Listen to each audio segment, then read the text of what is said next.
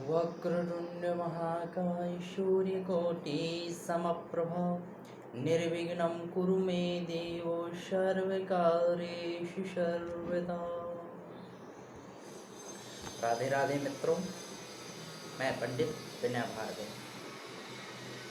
जैसे कि अभी पितृपक्ष चल रहा है, पितृपक्ष की बहुत महिमा बतलाई गई है। व्यक्ति जब जन्म लेता है तो हमेशा उस पर 3 ऋण रहते हैं, देव, ऋषि और पितृ ऋण। यह 3 प्रकार के ऋण बतलाए गए हैं। व्यक्ति को इन 3 ऋण से मुक्ति प्राप्त होती है, तभी उसको मोक्ष गति की प्राप्ति होती है।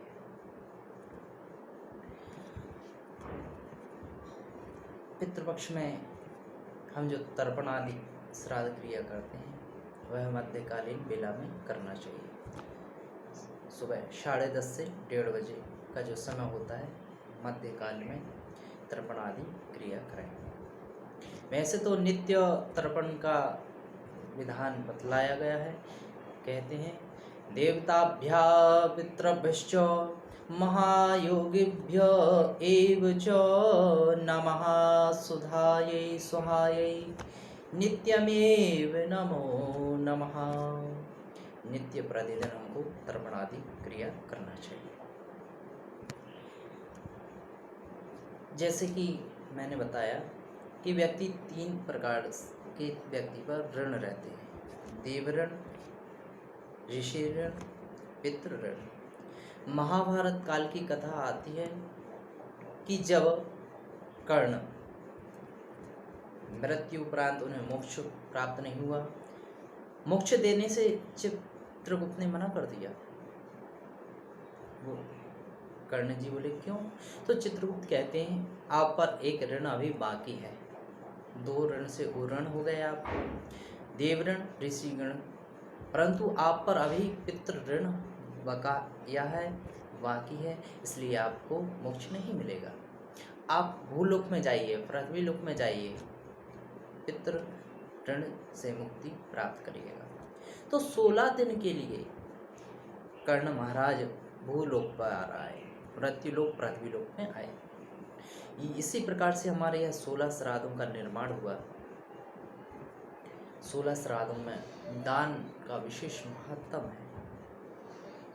तो यहाँ आकर के कर्ण महाराज ने दान आदि, अन्य दान, जल दान, वस्त्र दान, अनेक प्रकार के दानों का दान किए यहाँ कर्ण जी महाराज ने, और पितृ ऋण से मुक्ति प्रदान हुई।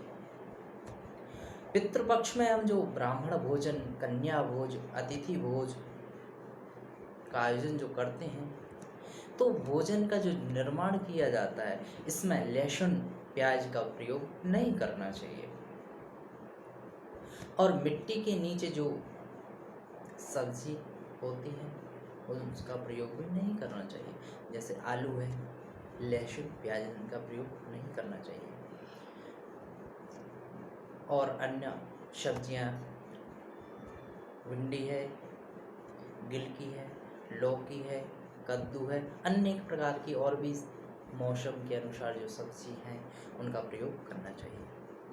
ब्राह्मण भोज आदि, कन्या भोज में विशेष जो भोज हैं पितृपक्ष में, खीर है, पूड़ी है, मुंगोड़ी है, बड़े हैं, उड़द के दाल की मुंगोड़ी, बड़े, पापड़ और मालपुए विशेष हैं। और इसके साथ साथ आप अनेक प्रकार के पकवान, मिष्ठान भी बना सकते हैं। इनका भोजन कराए, ब्राह्मण भोजन में यह पकवान बनाए। यदि किसी व्यक्ति की मृत्यु, अकाल मृत्यु होती है, जल के द्वारा, सर्प के डसने के माध्यम से, या अनेक एक्सीडेंट, दुर्घटना घटित होते हैं, उनका हम जो श्राद्ध किया जाता है वह चतुर्दशी को किया जाता है। और यदि जिसकी तिथि हमें जानकारी में नहीं है, अज्ञात है, भूल गए हैं, उनका हम सर्वपैत्री अमावस्या को उनका श्राद्ध करते हैं। ऐसा शास्त्रों का विधान है। शास्त्र यह भी कहता है,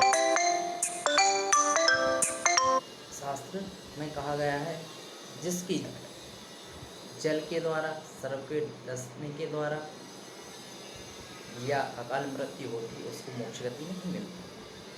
मोक्ष गति का केवल एक माध्यम है श्रीमद् भागवत कथा। उसके निमित्त हमको श्रीमद् भागवत का उसको प्रश्नपान कराना चाहिए, जिससे कि वह मोक्ष गति को प्राप्त होता है। इस प्रकार से श्रीमद् भागवत कथा का उसको प्रश्नपान कराएं। यदि यह जानकारी आपको अच्छी लगी तो इसे लाइक करिएगा, शेयर करिएगा, कमेंट करिएगा। अधिक जानकारी के लिए आप संपर्क कर सकते हैं पंडित विनय भार्गव, मोबाइल नंबर 9669736568। राधे राधे।